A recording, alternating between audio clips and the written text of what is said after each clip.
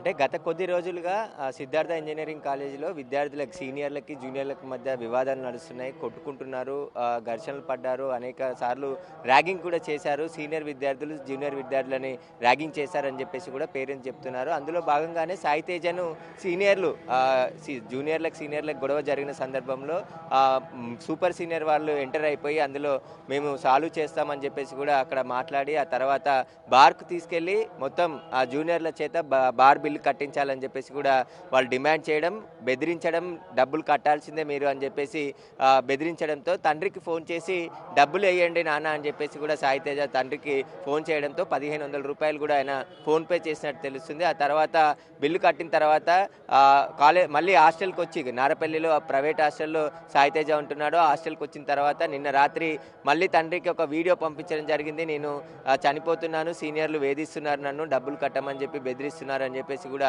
ఆవేదనతో కూడిన ఒక 23 సెకండ్ల వీడియోని సెండ్ చేసిన తర్వాత బాబు తండ్రి వెంటనే రిటర్న్ కాల్ చేసినప్పటికీ ఫోన్ స్విచ్ ఆఫ్ ఉండడం, ఆ తర్వాత హాస్టల్లో ఉంటున్నటువంటి నిర్వాహకులకి కాల్ చేసి మా బాబు ఇలా సూసైడ్ చేసుకుంటానని చెప్పేసి కూడా వీడియో పంపించాడు, వెంటనే వెళ్ళండి అని చెప్పేసి అప్పటికే బాబు సూసైడ్ చేసుకొని విగత జీవుడిగా పడి ఉన్నాడని చెప్పేసి కూడా అక్కడున్న తోటి స్నేహితులు ఏదైతే హాస్టల్ నిర్వాహకులు చెప్పడం జరిగిందని చెప్తున్నారు. దీని వెనకాల కాలేజీ నిర్లక్ష్యం కూడా ఉందని చెప్పేసి వాళ్ళు ఆరోపణలు చేస్తున్నారు. ఎందుకంటే సీనియర్లు జూనియర్లని ర్యాగింగ్ చేస్తుంటే కాలేజీ యాజమాన్యం కానీ ఫ్యాకల్టీ కానీ అక్కడ ఏం చేస్తున్నారో అసలు ఎందుకు పట్టించుకోలేదు. ఒకవేళ కాలేజీ యాజమాన్యం ముందే అలర్ట్ అయ్యి పట్టించుకుని ఉంటే మా బాబు ఈరోజు చనిపోయి ఉండేవాడు కాదు అని చెప్పేసి కూడా వాళ్ళు ఆవేదన వ్యక్తం చేస్తున్నారు. ప్రస్తుతం మేడిపల్లి పోలీసులు ఈ ఘటనపైన కేసు నమోదు చేసి దర్యాప్తు చేస్తున్నారు. బాబు కుటుంబ సభ్యులు, తండ్రి అందరూ కూడా మేడిపల్లి పోలీస్ స్టేషన్కి రావడం జరిగింది. ప్రస్తుతం లోపల బాబు తండ్రి స్టేట్మెంట్ తీసుకుంటున్నారు.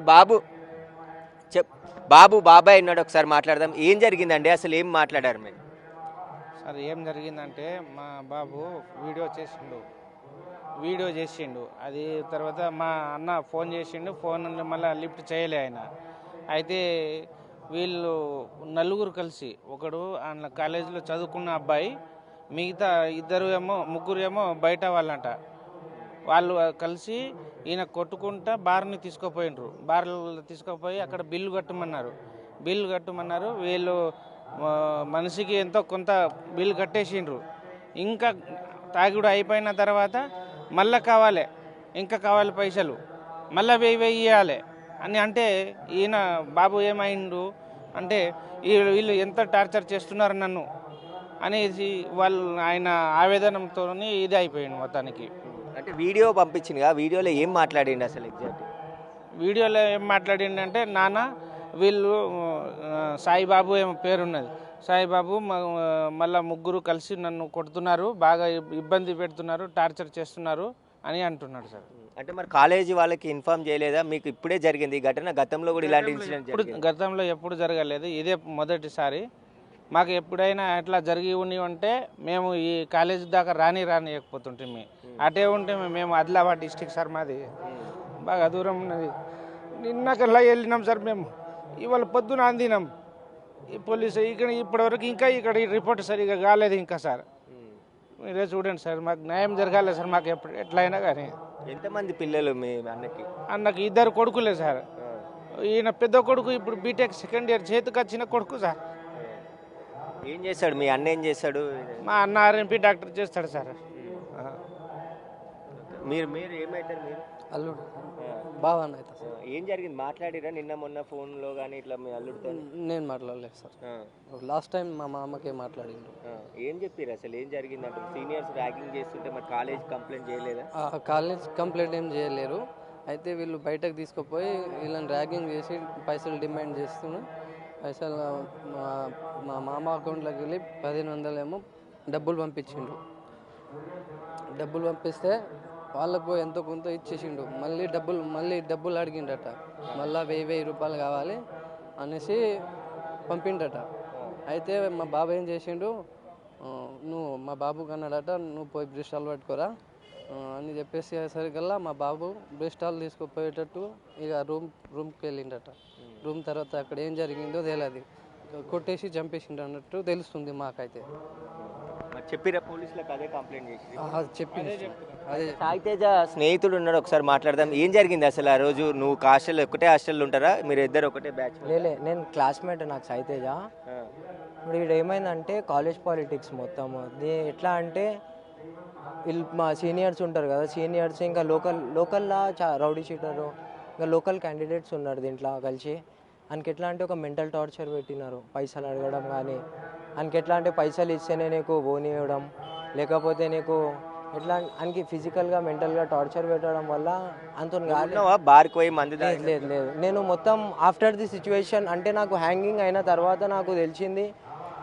కానీ అప్పటికి మేము చాలా ట్రై చేసినాం కానీ మాతో కాలేకపోయింది అది. నువ్వు అదే హాస్టల్లో ఉంటావా? లేదు లేదు లేదు నేను బయట ఉంటాను, నేను డే స్కాలర్ ఉంటా. నాకు సడన్గా ఫోన్ రావడం వల్ల నేను వచ్చిన.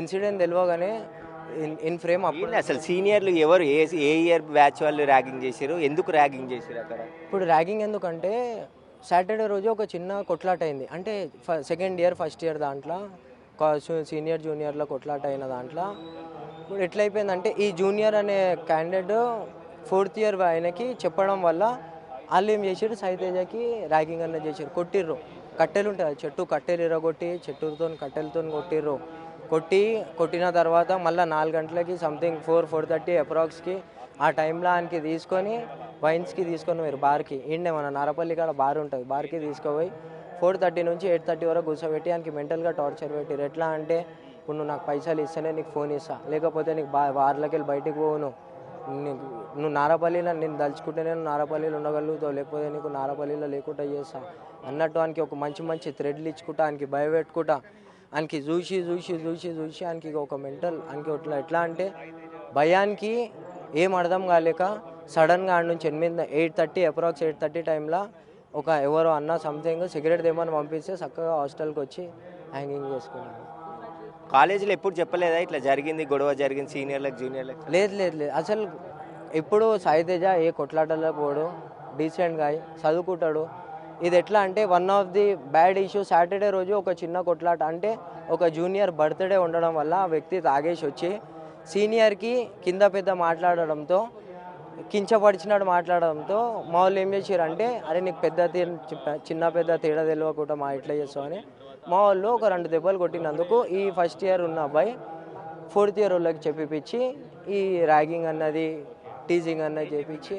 అయితే ర్యాగింగ్ అనేది నిషేధము, ఎవరు కూడా ఎవరైనా ర్యాగింగ్ చేసినా వారిపైన కఠిన చర్యలు ఉంటాయని చెప్పేసి ప్రతి కాలేజీలో బోర్డ్స్ కూడా ఉంటాయి. కానీ ఇక్కడ సిద్ధార్థ కాలేజ్ నిర్లక్ష్యం కూడా కనబడుతుంది. ఎందుకంటే ఫస్ట్ ఇయర్ సెకండ్ ఇయర్ విద్యార్థులకు గొడవ జరిగినప్పుడు మళ్ళీ ఆ కాలేజీ యాజమాన్యం ఇన్వాల్వ్ అయ్యి మళ్ళీ ఫర్దర్ గొడవ జరగకుండా చూసుకోవాల్సి ఉంటుంది. కానీ ఇక్కడ అలా కాకుండా మళ్ళీ 4th ఇయర్ విద్యార్థులు కూడా ఎంటర్ అయ్యి సాయితేజను ర్యాగింగ్ చేసి గొడవ సెటిల్మెంట్ చేస్తామని చెప్పేసి పిలిపించి ఆ తర్వాత బార్లో 10,000 బిల్లు దాకా తాగి ఆ తర్వాత బిల్లు 4 కూడా కట్టాలి జూనియర్స్ అని చెప్పేసి వారికి హుకుం జారీ చేసి ఆ డబ్బులు కట్టకపోవడంతో దాదాపు ఒక 1,500 రూపాయలు పేమెంట్ చేసినప్పటికీ మళ్ళీ ఇంకా డబ్బులు కట్టాలి అని చెప్తే ఆ బయటికి వచ్చిన తర్వాత నేరుగా హాస్టల్కి వెళ్ళి హాస్టల్లో సాయితేజ హ్యాంగింగ్ చేసుకున్నట్టుగా ఇప్పుడు స్నేహితులు ఆయన బంధువులు చెప్తున్న సంగతి కనబడుతుంది. ప్రస్తుతం అయితే మేడిపల్లి పోలీసులు ఈ ఘటన పైన కేసు నమోదు చేసి దర్యాప్తు చేస్తున్నారు. ప్రస్తుతం బాబు తండ్రి తల్లిదండ్రులు ఇక్కడే మేడిపల్లి పోలీస్ స్టేషన్లో ఉన్నారు, వారి స్టేట్మెంట్ రికార్డ్ చేసుకుంటున్నారు. పోలీసులు కేసు నమోదు చేసి దర్యాప్తు చేస్తున్నాం. కాలేజీ నిర్లక్ష్యం ఉంటే కాలేజీ పైన చర్యలు తీసుకుంటాం, ఆ తర్వాత ర్యాగింగ్ చేసిన విద్యార్థుల పైన కూడా కేసు నమోదు చేసి చర్యలు తీసుకుంటామని చెప్తున్నారు. ప్రస్తుతం అయితే ఈ ఘటన మళ్ళీ కాలేజీలలో ర్యాగింగ్ కొనసాగుతుందనే భూతానికి ఒక మళ్ళీ తెరలేపినట్టయింది. ర్యాగింగ్ అనేది ఎవరు కూడా చేయొద్దు, కఠిన చర్యలు తీసుకుంటామని చెప్పేసి కాలేజీలలో బోర్డ్స్ ఉన్నప్పటికీ కూడా కాలేజీలలో సరైన మానిటరింగ్ లేకపోవడం వల్లే ఇంకా ఇంజనీరింగ్ కాలేజీలు కావచ్చు కొన్ని కాలేజీలలో ఇలాంటి ర్యాగింగ్ భూతం ఇంకా నడుస్తుంది. కాబట్టి అలాంటి వారిపైన కఠిన చర్యలు తీసుకోవాలి. ఎవరైనా సీనియర్ని జూనియర్గా చూడాలి తప్ప కానీ అలా కాకుండా ర్యాగింగ్ పేరుతోని వికృత చేష్టలు చేస్తే వారిపైన కఠినమైన చర్యలు తీసుకుంటామని చెప్పేసి గతంలోనే పోలీసులు హెచ్చరికలు జారీ చేశారు. అయినప్పటికీ కూడా అనేక కౌన్సిలింగ్లు నిర్వహిస్తుంటారు. కానీ ఈ ఘటన నిన్న గొడవ జరగడం అంటే ఫస్ట్ ఇయర్ సెకండ్ ఇయర్ వాళ్ళకి గొడవ జరిగితే 4th ఇయర్ స్టూడెంట్స్ ఎంటర్ అయ్యి అందులో మళ్ళీ సెకండ్ ఇయర్ విద్యార్థులను కొట్టడం, ఆ తర్వాత బార్కి తీసుకెళ్లడం, బార్లో ఫుల్గా తాగి ఆ తర్వాత వాళ్ళు తాగిన బిల్ అంతా కూడా కట్టమని బెదిరించడంతోనే సాయితేజ సూసైడ్ చేసుకున్నాడని చెప్పేసి కూడా వాళ్ళ తల్లిదండ్రులు చెప్తున్నారు. సూసైడ్ కాదు, ఇది హత్యగా కూడా మాకు అనుమానాలు ఉన్నాయని చెప్పేసి సాయితేజ బంధువులు ఆరోపిస్తున్నారు. ఖచ్చితంగా ఆ కోణంలో కూడా పోలీసులు దర్యాప్తు చేయాలి, లేదంటే కఠినంగా మేము ఆందోళనకు దిగుతామని చెప్పేసి కూడా చెప్తున్నారు. ప్రస్తుతం బాబు తండ్రి మిగతా బంధువులు కూడా పోలీస్ స్టేషన్లోనే ఉన్నారు. పోలీస్ స్టేషన్లో వారి స్టేట్మెంట్ రికార్డ్ చేసుకున్న తర్వాత బాబు మృతదేహాన్ని గాంధీ మార్చరికి తరలించారు. పోస్టుమార్టం అనంతరం బాబు మృతదేహాన్ని కుటుంబ సభ్యులకు అప్పచెప్తామని చెప్పేసి కూడా పోలీసులు చెప్తున్నారు.